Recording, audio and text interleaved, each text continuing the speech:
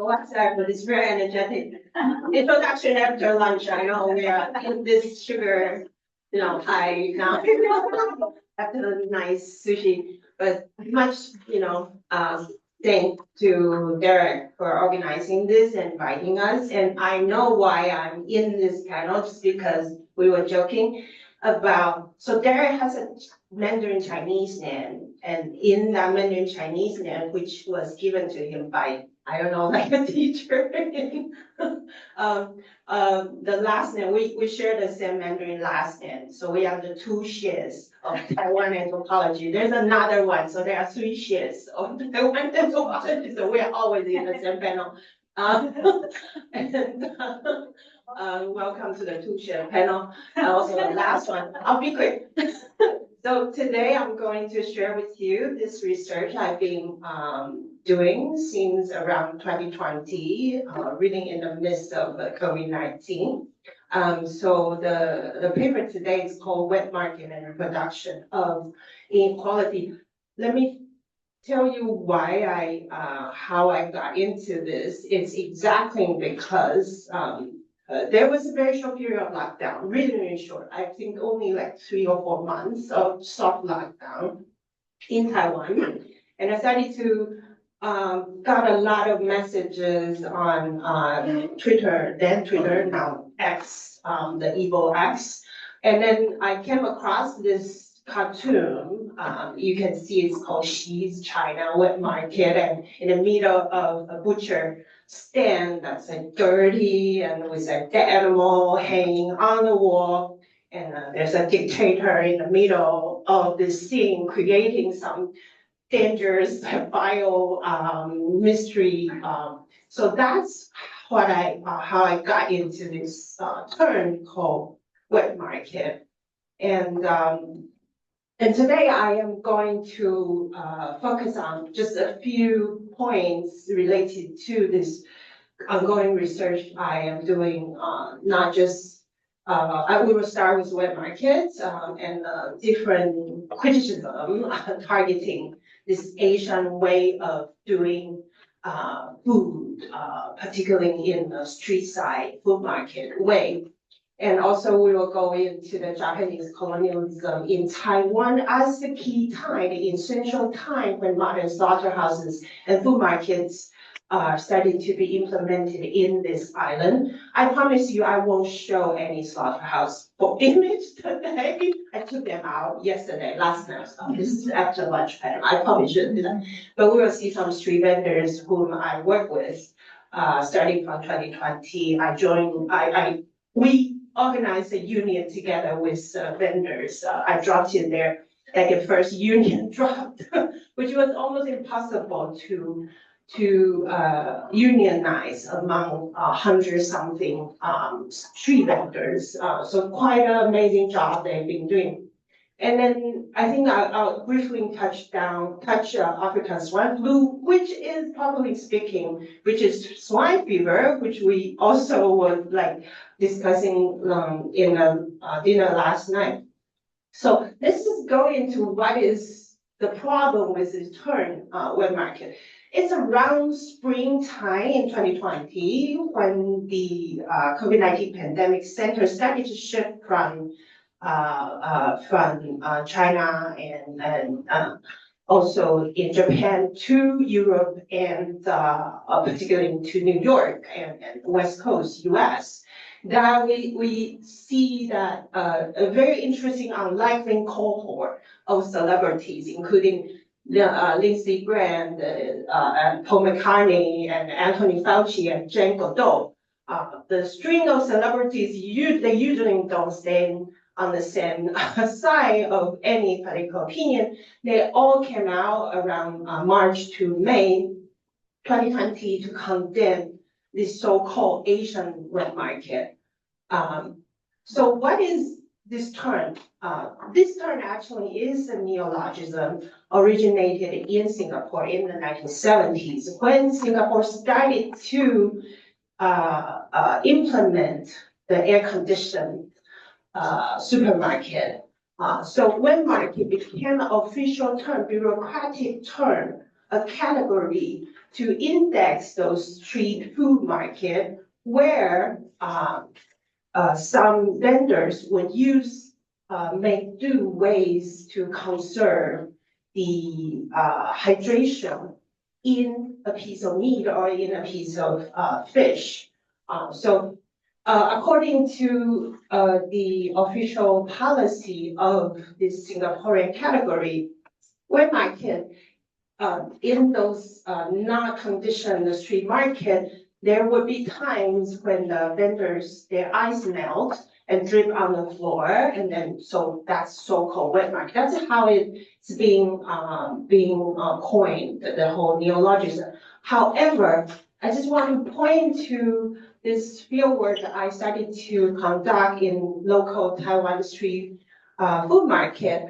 You actually can see the vendors using very innovative way to contain the liquid without having them dripping on the floor. So especially in Taipei, most of those established food markets, streetwise or indoor kind, the floor are usually very dry. So there's nothing like wetness in the so-called wet market.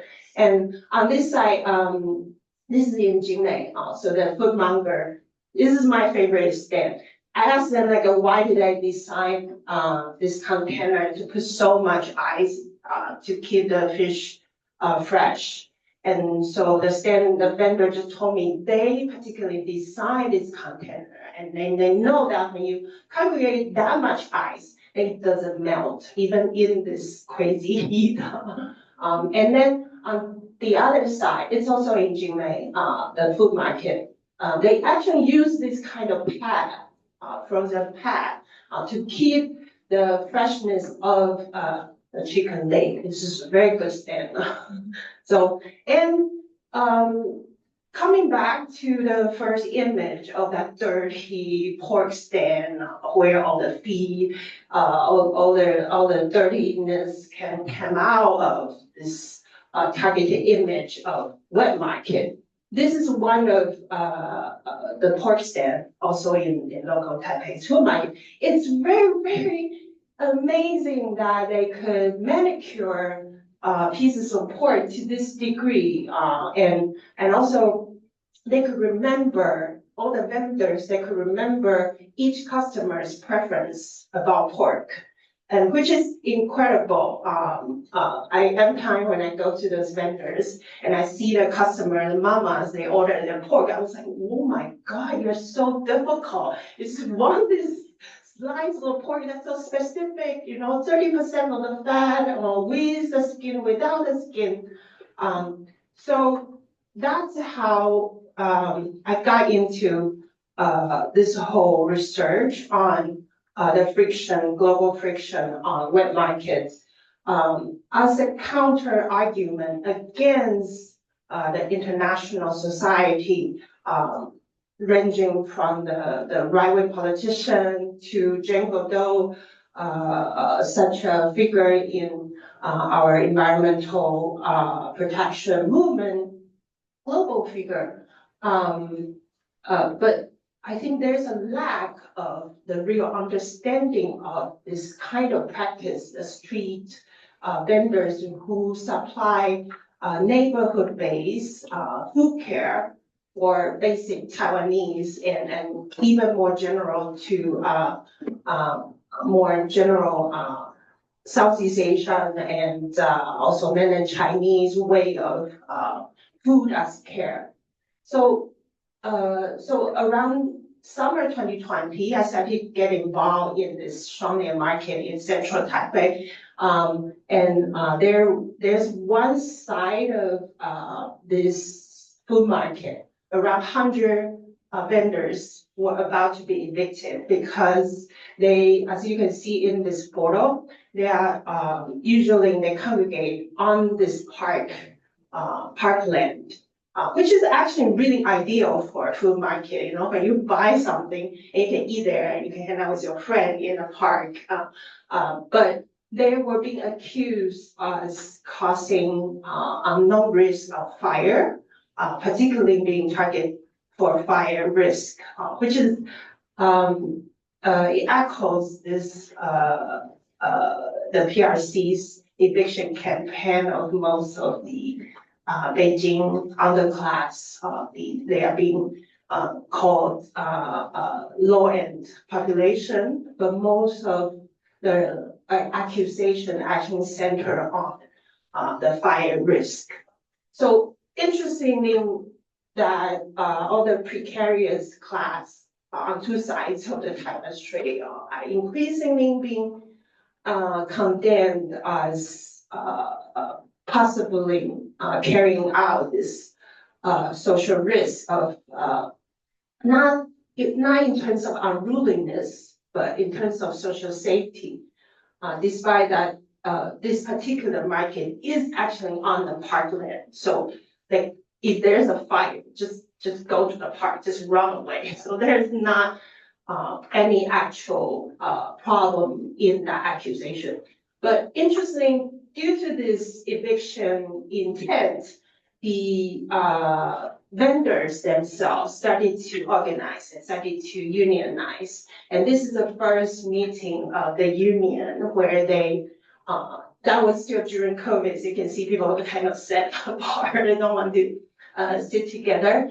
And 70% of the vendors are female. And interesting also, these their second director of this union, she's a Vietnamese, Taiwanese.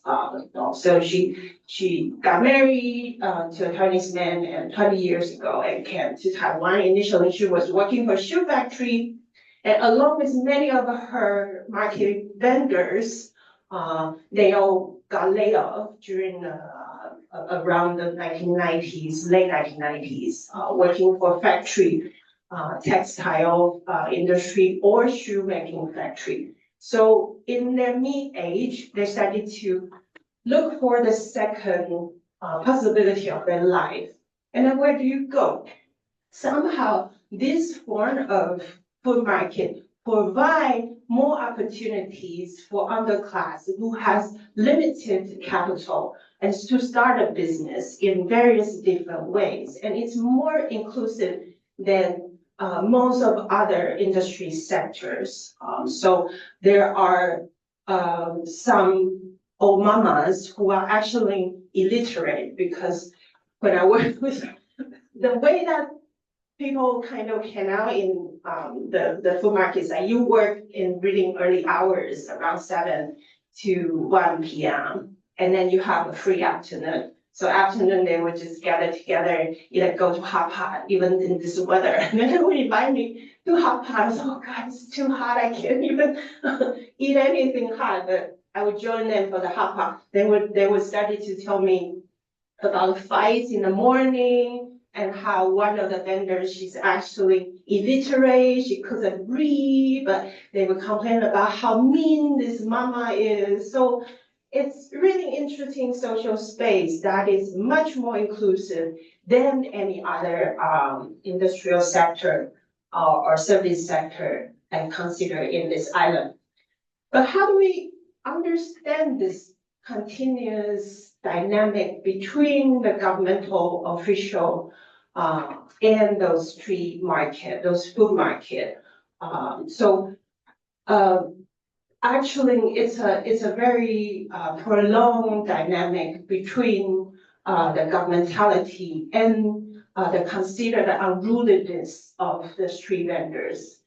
It started from the very beginning of the Japanese colonial era, when the Japanese, the first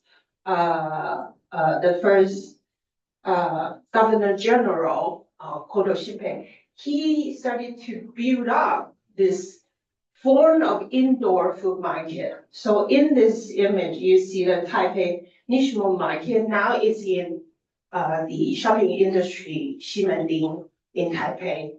But when it was first established in 1908, very early 20th century, it was exclusively only for Japanese shoppers.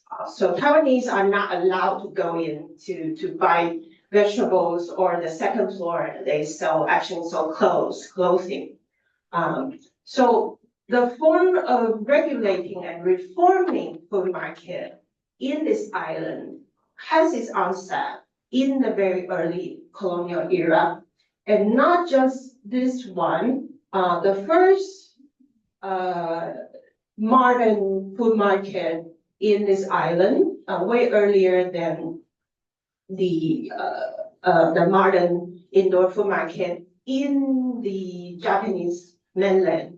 It was set up in Taiwan in 1905. It was later renovated in 1930. So you can see it's Baroque with like trees and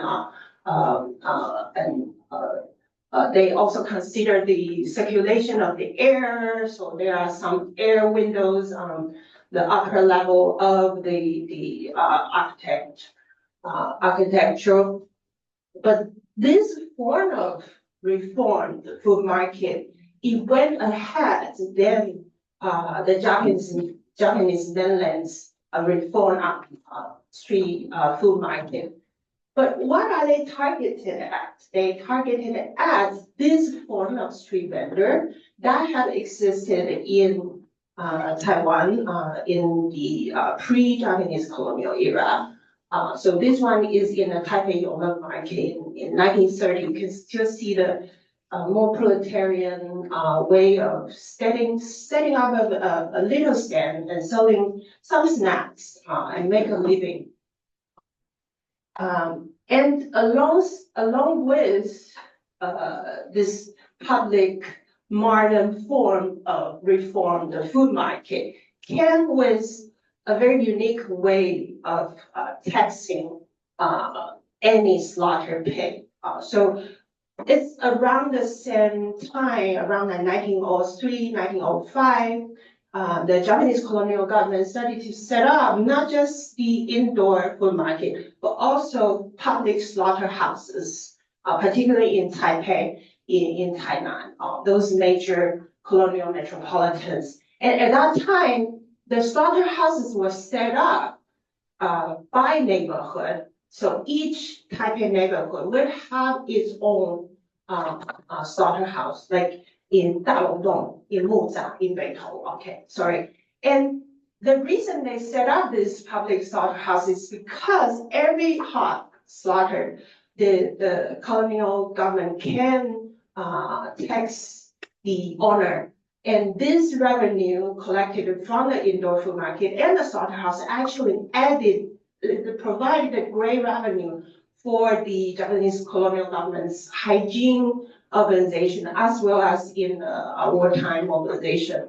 So, but the change of this kind of way of killing pigs and eating pigs, consuming pigs, the proximity of the food market and the slaughterhouse actually creates a very unique culinary preference for this so-called room temperature pork.